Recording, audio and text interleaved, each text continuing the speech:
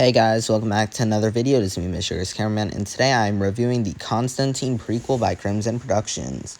So, this prequel released on Halloween. I was a little late to it. I had a lot of stuff going on in my life. Finally got a bit. I have a lot of fan films I need to catch up on. I have Batman Darkest Night. I'm definitely watching that soon. I have Daredevil the First Defender that comes out tomorrow. And then I also have the Fan Film Awards to be announced. So, a lot coming up for me, and I needed something like quick and easy that I could push out there so I could buy myself some time and literally just buy myself time. This is what I came up with. It's not like this is a bad thing or anything. I know that sounds negative. It's more like I kind of needed to get something out, and I am working on those other videos. It's like I really want to get something out, and this is I was like, this is a short fan film I can watch very quickly and then do a review on it, and not have to sit down for an hour and then do all that extra work. So, yeah, before we get into it, if you haven't already seen my own fan film, Captain America, Taskmaster Trials, it's on my channel now. And besides that, let's get into the video. Okay, so I've already reviewed a lot of Crimson Production things, and I've also predicted a lot. I've made a lot of Crimson Production videos. I think I made a lot of them. Like, if you think about it, my channel has, 315 videos? At least 11 or 12 of them are Crimson Productions. That's something. But back to the topic at hand. I was definitely planning on doing a huge Crimson Verse video talking about all that stuff. That was a month ago. I said I was going to do that. I'm still planning on doing that. I need more time to really see what they're doing, and I'm probably going to make it pretty soon. I think they did a lot with this prequel. I think it was necessary. I'll admit, I do think it was necessary. I think they could have done it differently. I really don't. The thing is, I don't think I think it was necessary. I think they could have done the flashbacks that Arrow does, where it flashes back from this to tell the story at the same time that this is happening. So it's why is Neron trapped? I think that's what the plotline they're going with, at least. And then throughout the story, they're showing why Neron was trapped. I think that could have, if they did it that way, that could have been way more interesting.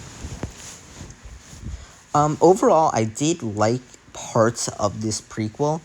Overall, it just didn't work so much for me. I do like Constantine, not as much as the Flash, but I do like Constantine, so that could be a part of it. But I feel like it just was a step down from what they did with the Flash. I think it was necessary. I don't think it was necessary this early, though. I think if they did it mixed in with the film, as I said, those flashbacks, I think that could have been very beneficial. Again, I don't even know much about the film, but I think that would be really cool if it was why is the whole mystery is why is Neron trapped? And we know Constantine is. Throughout the film, we're finding out. So the final battle is him fighting Neron for real, in real time, and then also fighting him in the past. I think that could be really cool. And this is really 7 minutes, but we get a lot of that, Crimson Production stuff. It's not necessarily a bad thing, but a lot of their things have, the phone call that we can't hear the other end of. They have, the brick shot when it comes down to bricks, and then it, pans out. They have, the slow opening shot when it's them doing something and it slowly opens. It's not necessarily a bad thing, because I do love their content. It's just it felt like they were really trying to push something out there, and they're let's do everything we can just to make this a 7-minute short thing. And in my opinion, they did too much. I understood the first part of them taking over the child's body, and it just cuts off him fighting Neron. I just kind of got lost there. And maybe I missed something, but I feel like I feel like they really wanted to tell a short Constantine story. And I don't feel like that's what they should have done. I think if that's what they want, I don't think they did the right thing. If they want to do that, then they should have made a short, maybe 15-minute one with a villain that isn't even connected to Neron, or very loosely connected to Neron. So it's more if you don't see it, it's okay, but it will be a nice taste for the character. And I feel like that's what they wanted to do here, and they made it way too important. almost like how like Marvel Studios has their like TV shows and films. Now there's people who only watch the films and then they're like, wait, how is this connected to the TV show? I kind of feel like that, except if the TV shows were one episode long and everything was pushed into that one episode. Like, they didn't let this thing grow enough that I feel like in these 7 minutes I feel like I got something from the character, but I don't feel like I got enough that coming out of it's like, oh, that's making me so much more excited for the film than I was before. I feel like it kind of just made me think, well, what if this is what this prequel is? What are they going to do in the real thing? And I feel like they just didn't execute it, I think, in the way that they intended to. Do I think this is bad? No. I know this is mostly negative.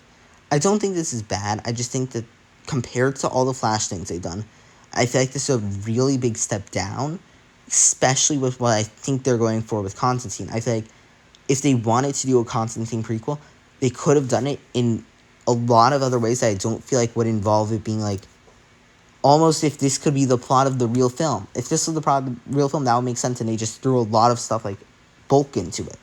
But I just think they did it too quickly. Directing was pretty good. I thought this was directed pretty good. It's a lot of the Crimson production stuff, which I personally think they do a pretty good job at. Editing was pretty good, actually. I thought a lot of the magic stuff actually looked way better than I thought it would. Acting was pretty good. Again, it was only one character, so. Story was, again, I don't love the story in this, but I think they'll do way better with the real film. Choreography, no fighting, and music was good.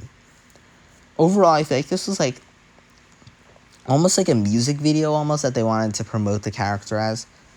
Like, I feel like they wanted to do so many different things, and they couldn't land on what they wanted to do. Like, they're like, I wanted to make a music video type thing. I want to tell a whole mini fan film. I want to tell a prequel story. I want to include the child. I want to include Neuron.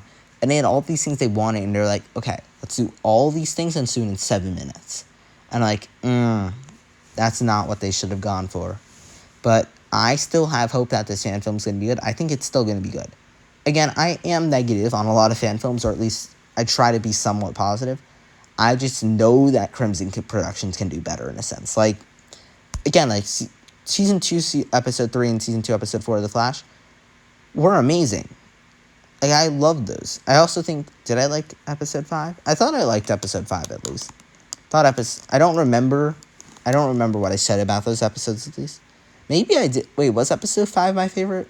I don't remember what my reviews of The Flash were. Overall, I did like this prequel. I just think they could have executed it better for what they were going for. Besides that, thank you so much for watching this video. If you haven't already seen my own fan film, Captain America: The Taskmaster Trials, it's on my channel now. Besides that, thank you so much for watching this video. See you guys in the next one. Bye, guys.